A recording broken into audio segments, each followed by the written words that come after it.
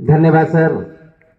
बच्चों, एग्जाम के संबंध में जो कॉमन फिनोमिनन होता है, बच्चे जो अनुभव करते हैं, उसी के ऊपर क्लेमेंट सर ने बहुत ही क्लियरली आपको एक्सप्लेन किया और निश्चित रूप से उनकी बातों को अगर आप अमल में लाएंगे तो आप बेटर परफॉर्म करेंगे एग्जाम में। और इन्हीं बातों को ध्यान में रख करके माननीय प्रधानमंत्री जी ने जो पुस्तक लिखी, वो पुस्तक का नाम है एग्जाम वॉरियर। एग्जाम वॉरियर जो पुस्तक है, जिसकी जानकारी आपको है नहीं, तो ये जो आज सेशन आयोजित किया गया था वो इसीलिए कि बच्चों को ये मालूम होना चाहिए। परीक्षा पे चर्चा जो माननीय प्रधानमंत्री हर साल सेशन करते हैं, तो परीक्षा पे चर्चा आप जरूर जानते हो कि माननीय प्रधानमंत्री का एक सेशन होता है जिसमें 10th एंड 12th के बच्चों को वो संबोधित करते हैं और बच्चे वैरायटी ऑफ क्वेश्चन उनके सामने रखते हैं और उसका नाइसली एक्सप्लेन करके वो कोशिश करते हैं कि बच्चे अपने प्रश्नों को सेटिस्फाइड कर सके अपने को। लेकिन वो तो एक सेशन में ऐसा होता है, उन्होंने ये कोशिश की कि उसे एक कंपाइल बुक के शेप में एक बुक डेवलप किया जाए ताकि वो हर साल वो बच्चे उस बुक को पढ़ करके और उसमें जो बातें लिखी गई हैं उससे वो अवगत हो सकें। और उसी का नाम है वो एग्जाम वॉरियर, जिसका पब्लिकेशन 2018 में किया गया और पब्लिशर जो था penguin random house of India, ये पब्लिशर है, जिसका मोनोग्राम देखोगे पेंगुइन जो पक्षी है ना, उसी का लोगो है बना हुआ उस पर। तो ये आपको ध्यान रखना चाहिए। 280 पेज की पुस्तक है और बच्चों के लिए मार्केट में तो रेट बहुत ऐसी पुस्तकों की होती हैं, लेकिन माननीय प्रधानमंत्री के सजेशन से मात्र 100 रुपीज रखा गया है। ये पुस्तक सामान्य नहीं है बेटे, वो इसलिए नहीं है क्योंकि इस पुस्तक में जो मैंने कभी कंटेंट देखा नेट में, तो उसके बेस पर लगा कि वो बच्चों को जरूर खरीदना चाहिए, पढ़ना भी चाहिए। कारण क्या है, इसमें टीचर्स को गाइड दिया गया कि टीचर्स को किस रूप में काम करना चाहिए, पेरेंट्स को कैसे रोल प्ले करना चाहिए, स्टूडेंट्स को किस रूप में उनकी प्रिपरेशन होनी चाहिए। 3 बातों पर फोकस किया गया है और सबके पीछे जो प्रिंसिपल है, जो सर ने कहा अभी कि फियर को दूर करना है, removal of fear from your life, ये दूर करना है। कारण ये था कि ये जो फियर आ रहा है, टीचर साइड से भी फियर आ रहा है, पेरेंट साइड से भी फियर आ रहा है और स्टूडेंट्स खुद फियरफुल हो रहे हैं। तो जब तक हम जड़ को नहीं समझेंगे तो समाधान तक पहुंचना मुश्किल होगा। तुमको लग रहा होगा टीचर कैसे फियरफुल कर रहे हैं भाई? टीचर फियरफुल इसलिए कर रहे हैं कि जो कंटेंट आपको हमको पढ़ाना है, उस कंटेंट का एक्सप्लेनेशन फ्रीली और प्लेजेंट वे में अगर हम नहीं कर पाते हैं तो वो हमारी वो पढ़ाई आपकी बर्डन हो जाती है और वो बर्डन कंफ्यूजन क्रिएट करता है आपके लाइफ में। सर ने क्या पढ़ाया समझ नहीं पाए, क्यों नहीं समझा, एनालिसिस जारी रखते हो। इसलिए टीचर्स को उसमें बताया गया है कि come to your classroom with full preparation, कि पूरी तैयारी के साथ आप क्लास में आइए और choose appropriate pedagogy to explain the content in front of students, कि सही पेडागोगी इस्तेमाल करिए, उसका चयन भी करके हम लोग क्लास में जाएं।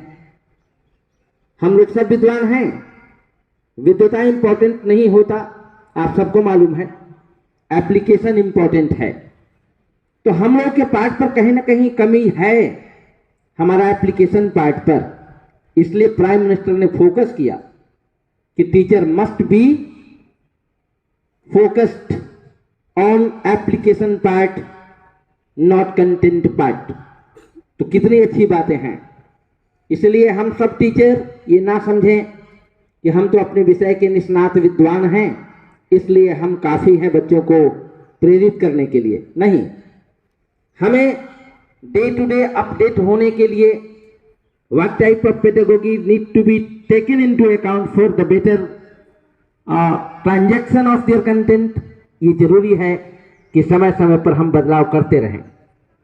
दूसरा उन्होंने बताया पेरेंट्स का कि nowadays parents are a member of pressure group, कि पेरेंट्स प्रेशर ग्रुप का मेंबर हो गया है। होना क्या चाहिए? Promoter of their views, ideas. उनको अपनी आइडियाज जरूर बतानी चाहिए, उनका जो बिलीफ है, व्यूज है, अपने बच्चों के सामने जरूर रखें, लेकिन प्रेशराइज नहीं करें। ये सही है ना कि पेरेंट्स अपनी बात को आपको कहते हैं कि हमारी बात मानो, मैं जो कह रहा हूं वही सही है। ये सही नहीं है। उन्होंने क्लियरली डिफाइन किया है कि he should be promoter of their ideas, belief, thoughts.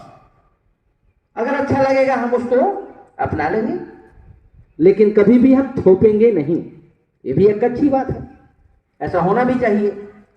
और इसलिए ये सेशन तो मुझे लगता है कि कभी कभी प्रभारी प्राचार्य महोदय के माध्यम से पेरेंट्स मीटिंग में भी इस मुद्दे पर रखनी चाहिए, क्योंकि आपकी डेवलपमेंट में, आपके एजुकेशनल परफॉर्मेंस में उनका भी बहुत महत्वपूर्ण रोल है। तो ये बात आप ध्यान रखिए। तीसरी बात, जो आपको अपना फियर हो जाता है एग्जाम का पहले, वो भी हो जाता है। क्यों हो जाता है? आप देखो, सर ने सही बात कही, टाइम मैनेजमेंट आपको आता ही नहीं है। तो टाइम मैनेजमेंट सीखिए, प्लानिंग सीखिए, क्योंकि उन्होंने एक लाइन लिखा है, उस पुस्तक को मैंने जो पढ़ा है उसके आधार पर मैं कह रहा हूं कि एग्जाम क्या है? Test of your current preparation, not for the whole knowledge.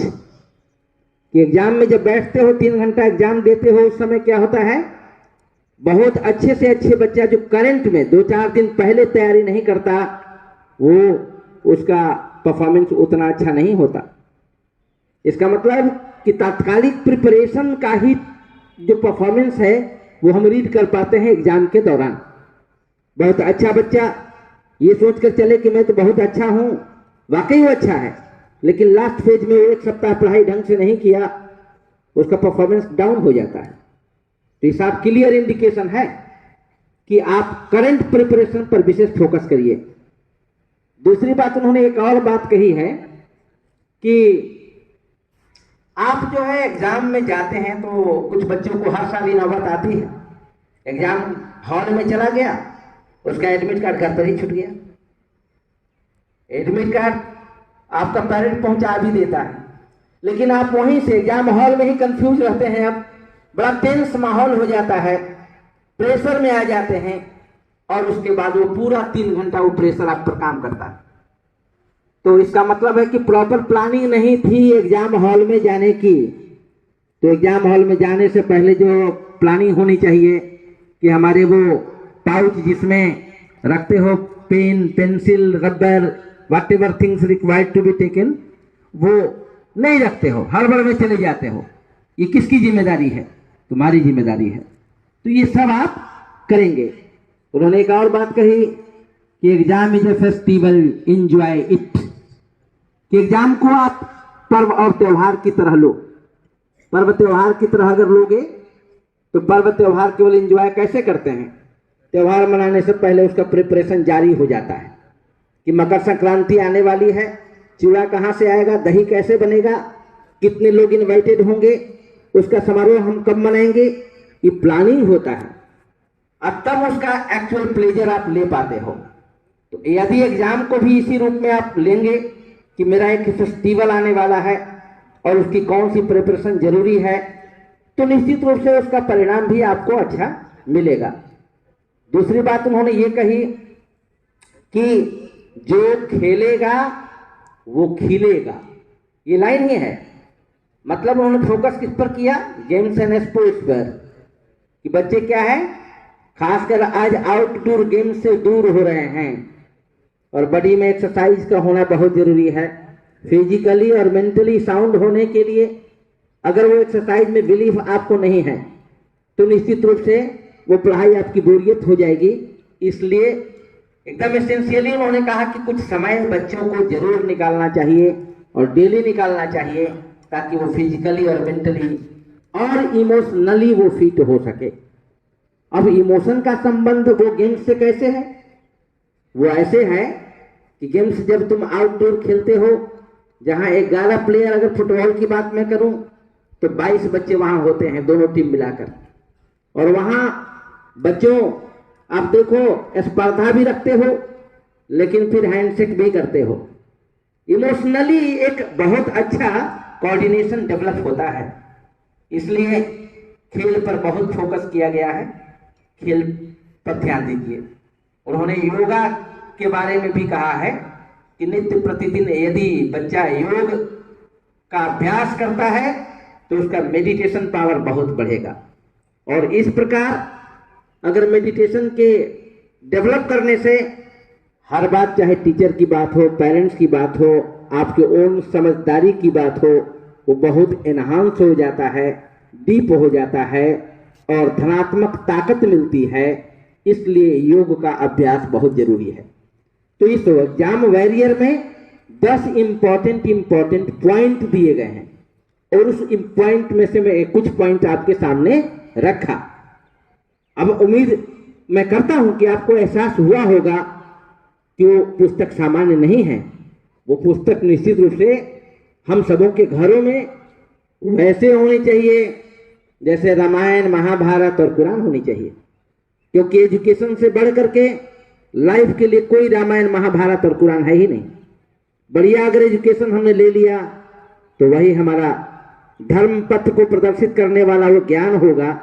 और उस ज्ञान को समृद्ध बनाने के लिए कुछ वैसी पुस्तकें हमारे घरों में होनी चाहिए जिसकी आवश्यकता है।